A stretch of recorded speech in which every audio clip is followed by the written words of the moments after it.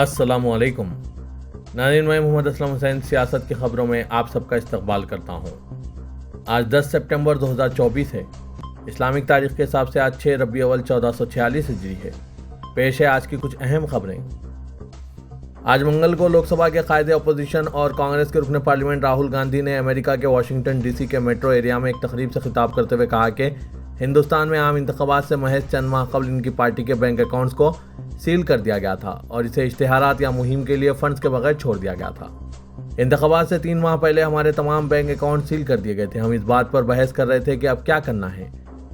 राहुल ने कहा, मैंने कहा था कि देखा जाएगा, देखते हैं हम क्या कर सकते हैं। और हम इलेक्शन में कहे हमारे पास इश्तिहारात या मुहिम चलाने के लिए पैसे नहीं थे, हमारे पास अपने लीडरों को ले जाने के लिए पैसे नहीं थे।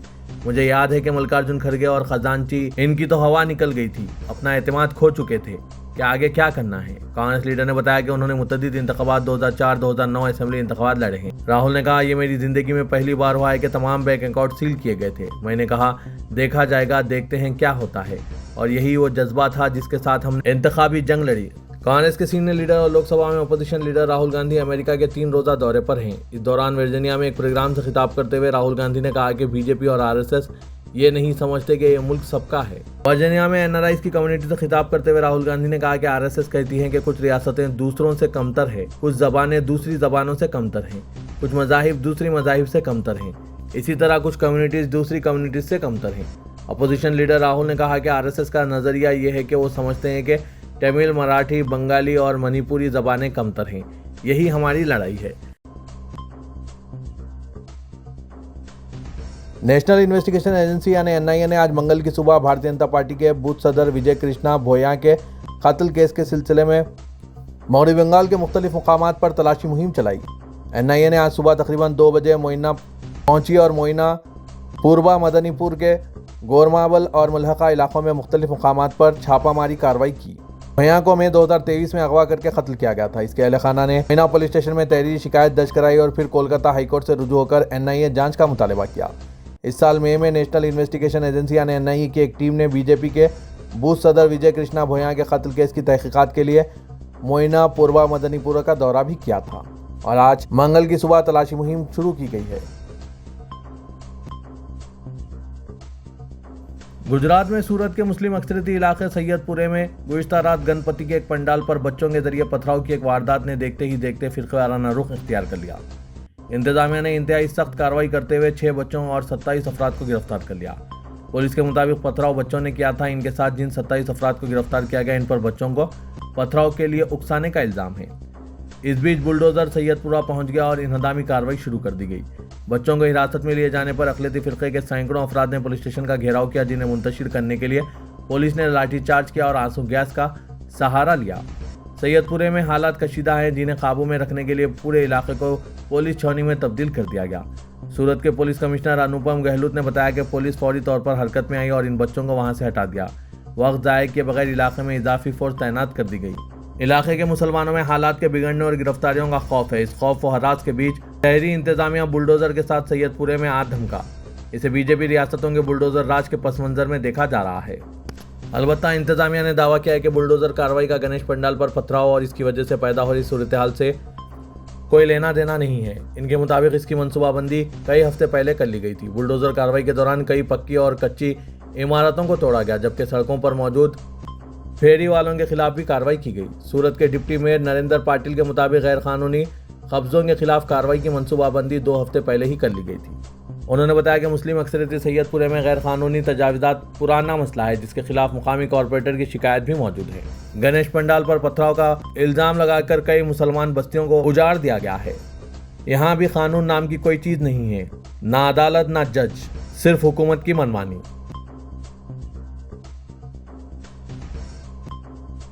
आसाम में गुज़िश्ता दिनों 28 मुसलमानों को डिटेंशन सेंटर भेजने की खबर ने दहला कर रख दिया था। इसके जरिए कौमी सतह पर यह तासुर दिया गया कि वो वाकई गैर मुल्की और बांग्लादेशी शहरी हैं। ताहम जमातुल मुजाहिदीन की मुकामी इकाई ने मुतासरा अफराद के अहल खाना से मुलाकात करके जो रिपोर्ट अपनी मरकजी कमेटी को भेजी है, इसमें कई इंकशाफात सामने आए हैं। पहले तो 28 ख़ानदानों के 28 अफराद यानी हर ख़ानदान के एक फ़र्द को गैर मुल्की करार देकर डिटेंशन सेंटर भेजा गया है। दिलचस्प बात यह है कि ख़ानदान के दीगर अफराद के हिंदुस्तानी होने को तस्लीम किया गया, जिन्हें डिटेंशन सेंटर भेजा गया है। इनमें से अक्सर के खिलाफ ट्रिब्यूनल ने इनकी गैर मौजूदगी में समाअत की। इन्हें नोटिस जारी किया गया, ना सफाई पेश करने का मौका दिया गया, बस फैसला सुना दिया गया और फिर डिटेंशन सेंटर भेज दिया गया। 4 सितंबर को जिन 28 अफराद को डिटेंशन सेंटर भेजा गया है, इनमें 19 मर्द और 9 ख्वातीन हैं। जमीयत उलमा की रिपोर्ट के मुताबिक जिन मुसलमानों को गैर मुल्की करार दिया गया, इनके नाम और अमला में गलतियां थी और चंद के एक लक़ब भी नाम के साथ गलत तौर पर लिखे गए थे, जबकि इन्हीं अफराद के अहले खाना हिंदुस्तानी हैं। इसके बावजूद फ़ौरन ट्रिब्यूनल ने एक तरफा फैसला सुनाते हुए इन्हें गैर मुल्की करार दे दिया। इनमें से 12 अफराद को अपनी सफाई का मौका भी नहीं दिया गया। दीगर 18 अफराद वो हैं जो तालीम याफ्ता नहीं और गरीब ख़ानदान से ताल्लुक़ रखते हैं। इन्हें क़ानूनी मामलात का कोई इल्म नहीं है। तहक़ीक़ के दौरान ये बात भी सामने आई है कि वालिद का पैन कार्ड, ज़मीन के कागजात और NRC में वालिद का नाम दिखाया है। इसके बावजूद इसे गैर मुल्की करार दे दिया गया। इसी तरह इब्राहिम नामी शख्स के भाई ने 1966 और 1985 का वोटर कार्ड, आधार कार्ड और राशन कार्ड बतौर सबूत पेश किया। सिराजुल हक के बेटे ने 1971 के वोटर लिस्ट, ज़मीन के दस्तावेजात और आधार कार्ड के साथ वोटर ID भी दिखाया है। इसके बावजूद इसे गैर मुल्की करार दे दिया गया। मुतासरीन से मुलाकात करने वाले जमीयत उलमा की टीम ने अपनी रिपोर्ट में बताया कि इन मुसलमानों के पास सारे दस्तावेजात मौजूद है, अलबत्ता नाम और अमला और लक़ब वगैरह की गलतियां हैं। मध्य प्रदेश के पन्ना में वाक़ सरकारी अस्पताल के डॉक्टर ने एक बीमार खातून को मुस्लिम नौजवान का खून चढ़ाने से इनकार कर दिया। ये वाक़ा गुज़िश्ता हफ्ते का है, जिसका वीडियो आज मंजर-ए-आम पर आया है। तफसीलात के मुताबिक पवन सोलंकर नामी शख्स जो अजयगढ़ का रहने वाला है, इसकी मां सरकारी अस्पताल में ज़ेर इलाज थी। बदन में खून की कमी की वजह से डॉक्टर ने खून का अतिया देने वाले का इंतजाम करने के लिए कहा। सोलंकर इसके लिए अपने एक मुस्लिम दोस्त को लेकर पहुंचा, मगर डॉक्टर ने यह कह के इसे वापस कर दिया कि हिंदू खातून को मुस्लिम शख्स का खून नहीं चढ़ाया जा सकता। साथ में खड़ा शख्स ने इसका वीडियो अपने फ़ोन में कैद कर लिया और देखते ही देखते ये वीडियो वायरल हो रहा है। सरकारी अस्पताल के डॉक्टर के रिमार्क्स पर कई एक हिंदू सेकुलर अफराद भी तनकीद कर रहे हैं। जो खून का अतिया देते हैं उसमें कोई हिंदू मुस्लिम नहीं होता है, सिर्फ इंसान का खून लिया जाता है। लेकिन डॉक्टर पेशा और अफराद के अंदर भी इस तरह के हिंदुत्व का खून शामिल हो गया और इनके जहन में सिर्फ मजहब को लेकर नफरत भरी हुई है। नाज़रीन, इन सब पर आपके क्या ख्यालात है, कमेंट के जरिए ज़रूर बताइएगा। कौमी दारकूमत दिल्ली में कब्रस्तानों पर नाजायज़ कब्जा और कई कब्रस्तानों में तदफीन की इजाज़त ना होने के सबब शहर के मुसलमानों को मुस्तकबिल करीब में शदीद बहरान का सामना करना पड़ सकता है। कौमी दारकूमत होने की वजह से शहर में मुसलमानों की आबादी में इजाफा हो रहा है, लेकिन यहाँ मौत के बाद 2 गज ज़मीन की ख्वाहिश बहुत महंगा सौदा साबित होने वाला है। सूरत हाल इस कदर संगीन हो गई है कि इस मामले के वाकिफ़कार और औक़ाफ़ पर बारीकी से निगाह रखने वाले मिल्लत के खैरख्वाह ने सख्त तशवीश का इजहार करते हुए बताया कि अगर यही सूरत हाल रही तो कब्रस्तानों की कमी और पक्की खबर की वजह से मुसलसिल कम होती जगह के सबब दिल्ली के मुसलमान दूसरी रियासतों में जाकर तदफीन के फ़राइज़ अंजाम देने पर मजबूर हो जाएंगे। अगर ऐसा हुआ तो शहर के गरीबों के लिए मौत भी काफ़ी महंगी हो जाएगी। इनके मुताबिक वफ़ गज़ट नोटिफिकेशन 1970 के मुताबिक दिल्ली में तकरीबन 488 कब्रस्तान मौजूद थे। 1970 के बाद से अब तक नई कॉलोनियों में भी काफ़ी तादाद में कब्रस्तान कायम किए गए। इसके बावजूद फ़िलवक्त शहर में काबिल तदफीन 20 से 22 कब्रस्तान मौजूद हैं। ज़्यादातर कब्रस्तानों पर या तो नाजायज़ कब्ज़ा हो चुका है या इनमें तदफीन करने नहीं दी जाती। जो कब्रस्तान बचे हैं इनमें भी खबरों को पक्की करने का रुझान देखते हुए ये अंदाज़ा लगाना मुश्किल नहीं कि मुस्तक़बिल करीब में आसानी से तदफीन की जगह दस्तयाब होगी या नहीं। सुप्रीम कोर्ट ने आसाम हुकूमत को नोटिस जारी करते हुए पूछा है कि वो रियासत के ट्रांजिट कैंपों में रह रहे 200 से ज़्यादा गैर मुल्कियों को मुल्क बदर करने का मंसूबा कैसे बना रही है। बेंच ने Assam state legal service authority की तरफ से ट्रांजिट कैंपों में नज़रबंद गैर मुल्कियों की मुल्क बदरी से मुतालिक रिपोर्ट पर आसाम हुकूमत से जवाब तलब किया है। बेंच ने पूछा है कि ट्रांजिट कैंपों में ज़ेर हिरासत गैर मुल्कियों को कैसे डिपोर्ट किया जा सकता है। मरकज़ी वज़ारत दाखिला ने 14 अगस्त को सुप्रीम कोर्ट में एक हलफनामा दाखिल करते हुए कहा था कि ट्रांजिट कैंप में तकरीबन 211 गैर मुल्की करार दिए गए शहरी हैं। रियासत उत्तर प्रदेश के सुल्तानपुर में हुए इनकाउंटर पर सियासी सरगर्मियां तेज हो गई है। अब समाजवादी पार्टी योगी हुकूमत पर जात पात के नाम पर इनकाउंटर का इल्ज़ाम लगा रही है। इन सब के बरक्स चंद मीडिया रिपोर्ट्स में यह दावा किया गया है कि 2017 से 2023 तक योगी हुकूमत के दौरान उत्तर प्रदेश पुलिस STF के जरिए सबसे ज़्यादा इनकाउंटर मुसलमानों का किया गया है। उत्तर प्रदेश में इनकाउंटर के हवाले से मीडिया रिपोर्ट्स में दावा किया गया है कि रियासत में 2017 से 2023 के दरमियान कुल 183 मुजरिम मारे गए। अगर हम मीडिया रिपोर्ट्स के आदाद और शुमार पर नज़र डालें तो इनकाउंटर में मारे गए इन 183 मुजरिमों में से 61 मुसलमान, 18 ब्राह्मण, 16 ठाकुर, 15 जाट और गुज्जर, 14 यादव, 13 दलित, 3 कबायली, 2 सिख, 7 ओबीसी और 34 दीगर मारे गए। इसके साथ ही मार्च 2017 से अगस्त 2024 तक उत्तर प्रदेश में 207 मुजरिमों का इनकाउंटर में मारा गया था। उत्तर प्रदेश एसटीएफ ने मई 2023 से 5 सितंबर 2024 तक इनकाउंटर्स में कुल 9 मुजरिमों को हलाक किया। इसके साथ ही मीडिया रिपोर्ट्स में इन इनकाउंटर्स के आदाद-ओ-शुमार पर समाजवादी पार्टी, बीजेपी और कांग्रेस के रद्दअमल भी सामने आए हैं।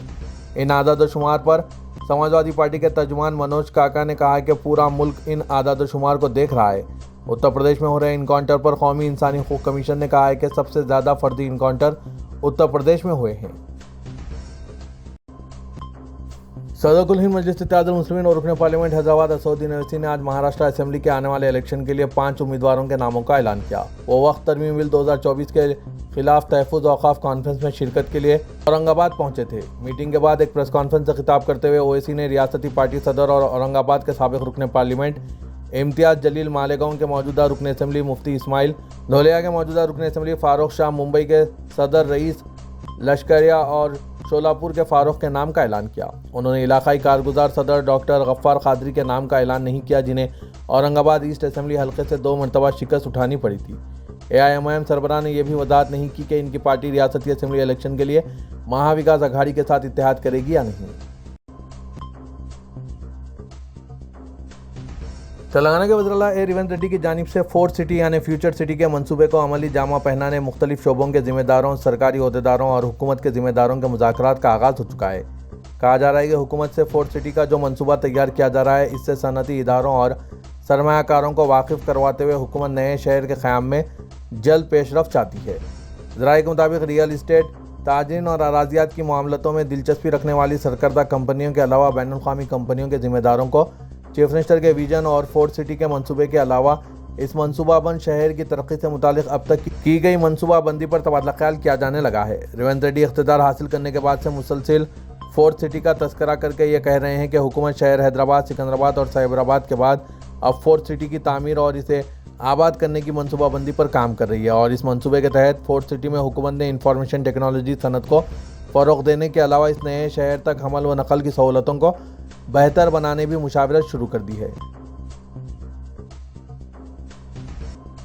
हैदराबाद पुलिस कमिश्नर की हैसियत से सीवी आनंद ने जिम्मेदारी संभाल ली। तेलंगाना की तश्कील के बाद यह पहला मौका है कि एक साल में 3 कमिश्नर्स का तबादला किया गया और सीवी आनंद को दूसरी मरतबा मौका दिया गया। सीवी आनंद को शहर में पुलिसिंग का काफ़ी तजुर्बा है। इलेक्शन के मौके पर आनंद का तबादला कर दिया गया था, जिसके बाद 11 माह के अरसे में कमिश्नर संदीप शिंडेलिया और श्रीनिवास रेड्डी ने खिदमत अंजाम दी थी। हालांकि मौजूदा डायरेक्टर जनरल पुलिस से सीवी आनंद 1 साल सीनियर है। मरकज़ और तेलंगाना में महाराष्ट्र तर्ज की पॉलिसी को इख्तियार किया गया, जहां मुंबई कमिश्नर महाराष्ट्र डीजीपी से सीनियर हुआ करते हैं। अपने ओहदे का आज जायजा लेने के बाद सीवी आनंद ने कहा कि अमन व ज़ब्त की सूरत-ए-हाल को बरकरार रखने कोई समझौता नहीं किया जाएगा। सीवी आनंद ने शहर की गंगा जमनी तहजीब को बरकरार रखने हर मुमकिन इक़दाम का तयक़ुन दिया और कहा कि फ्रेंडली पुलिसिंग जारी रहेगी। पुराने शहर हैदराबाद में टास्क फोर्स ने खुमारबाजी के बड़े ठिकानों को बेनकाब कर दिया। साउथ जोन टास्क फोर्स और काला पत्थर पुलिस ने 22 जुआरियों को गिरफ्तार कर लिया। असल ऑर्गेनाइजर मुख्तलिफ इलाकों में खुमारबाजी के अड्डे चलाया करता था। असल शेख मोहम्मद खदीर गोवा, नेपाल और श्रीलंका से सट्टेबाजों का इंतखाब करके जुआ चलाया करता था। इसने नरसा रेड्डी कॉलोनी काला पत्थर में जुए के अड्डे का इंतजाम किया। अपने माऊन ऑर्गेनाइजर मोहम्मद नईम, मोहम्मद मजीद और शेख पाशा को शामिल कर लिया, जो सट्टेबाजों को ठिकाने पर लाया करते थे। पुलिस ने 38 साला शेख मोहम्मद खदीर काला पत्थर, 35 साला मोहम्मद नईम वट्टेपल्ली, 35 साला शेख पाशा वट्टेपल्ली, 29 साला मोहम्मद मजीद हुसैनी नगर, 32 साला मोहम्मद सलीम हुसैनी नगर, 50 साला नरसिमा और 35 साला पी शेखर हैदराबाद को गिरफ्तार कर लिया और इनके कब्जे से 46,55,810 रुपये नकद रकम, 8 सेलफोन, एक गाड़ी को जब्त कर लिया। शहर में इस तरह के जुए अड्डों से नौजवान नस्ल की बेहरा रवि की तरफ बढ़ने के कई वाक़ात पेश आ रहे हैं। इसीलिए पुलिस के इस इक़दाम को काबिल सताइश करार दिया जा रहा है। तेलंगाना के वज़ीर-ए-आला रेवंत रेड्डी ने आज अपने पेशरो और सदर भारत राष्ट्र समिति के चंद्रशेखर राव और इनके ख़ानदान को शदीद तरीन तनकीदों का निशाना बनाया, जो ये दावा कर रहे हैं कि उन्होंने तेलंगाना के हुसूल के लिए कई कुर्बानियाँ दी। चीफ मिनिस्टर ने रिमार्क किया कि चंद्रशेखर राव का काम सिर्फ सिलेक्शन, कलेक्शन और इलेक्शन की हद तक महदूद रह गया था। उन्होंने कोई कुर्बानियाँ नहीं दी। चीफ मिनिस्टर ने आंजानी कोंडा लक्ष्मण बापूजी की खिदमत को ज़बरदस्त खिराज अदा किया और कहा कि उन्होंने संजीदगी के साथ बरसों तक अलहदा तेलंगाना के लिए लड़ाई लड़ी, लेकिन पेशरो हुकूमत ने कोंडा लक्ष्मण बापूजी की खिदमत को भी कभी तस्लीम नहीं किया। चीफ मिनिस्टर रेवंत रेड्डी ने एक तकरीब को मुखातिब करते हुए चंद्रशेखर राव का बिलवास्ता हवाला देते हुए कहा कि जिन कायदीन के पास पहनने के लिए जूते तक नहीं थे, इख्तिदार मिलने के बाद वो करोड़ों रुपए के मालिक बन गए और फार्म हाउस भी तामीर कर लिए गए। रेवंत रेड्डी ने रिमार्क किया कि हुसूल तेलंगाना के लिए केसीआर खानदान ने नहीं बल्कि कोंडा लक्ष्मण बापूजी और इनकी टीम ने कुर्बानियां दी। अकबरुद्दीन ओवैसी कायदे मजलिस मुक़न्नना पार्टी ने 16वें फाइनेंस कमीशन के रूबरू बताया कि मरकजी हुकूमत अक़लियतों की तरक्की के लिए मख्तस किए जाने वाले फंड्स में बतदरीज कमी कर रही है। प्री मैट्रिक स्कॉलरशिप्स में तखफीफ की गई, बजट भी मुकम्मल फराम नहीं किया जा रहा है। मुल्क के कमज़ोर तबक़ात बिलखुसूस अक़लियतों की माशी बदहाली को बरकरार रखते हुए मुल्क तरक्की नहीं कर सकता। प्रजा भवन में मुख्तलिफ सियासी जमातों के नुमाइंदों ने फाइनेंस कमीशन के अरकान से मुलाकात की। मजलिस की जानिब से अकबरुद्दीन ओवैसी के हमरा अहमद बिन अब्दुल्ला बलाला, रुकन असम्बली मलकपेट, सैयद अमीनुल हसन जाफरी, साबिक़ रुकन कौंसल मौजूद थे। मजलिस की जानिब से एक तहरीरी याददाश्त भी कमीशन को पेश की गई। अकबरुद्दीन ओवैसी ने बताया कि दोनों रियासतों आंध्र प्रदेश और तेलंगाना को फाइनेंस कमीशन के अवार्ड्स के तहत लगातार फंड्स का कम हिस्सा मिल रहा है। पिछले 10 साल में यानी मुत्तहिदा आंध्र प्रदेश की तकसीम और तेलंगाना की तश्कील के बाद दोनों आंध्र प्रदेश और तेलंगाना को मरकजी ग्रांट्स एंड एड की कम मकदार मिल रही है। तेलंगाना और Andhra Pradesh budget, union budget और CAG रिपोर्ट्स के दस्तावेज़ात से जमा करदा डाटा जाहिर करता है कि तेलंगाना को 10 साल मुद्दत यानी माली साल 2014-15 से 2023-24 तक के दौरान मरकज़ से टैक्स की तकसीम में जुमला 1,60,681 करोड़ रुपये मिले। इसके अलावा इसी मुद्दत के दौरान 1,01,054 करोड़ रुपये की मरकजी ग्रांट्स एंड एड भी मिली।